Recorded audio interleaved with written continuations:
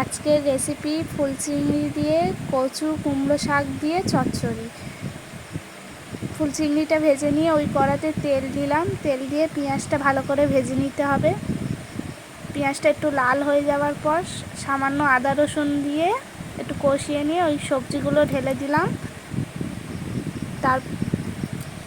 তারপর পরিমাণ মতো নুন দিয়ে দিতে হবে।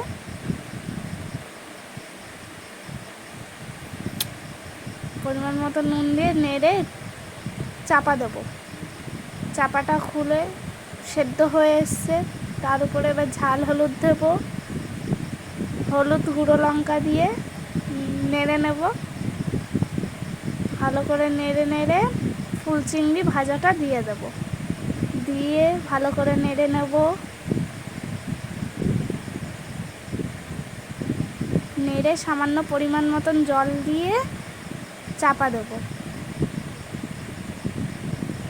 চাপাটা খুললে সেদ্ধ হয়ে গেছে, শুকনো শুকনো করতে হবে। শুকনো করে এবার নামিয়ে নেব।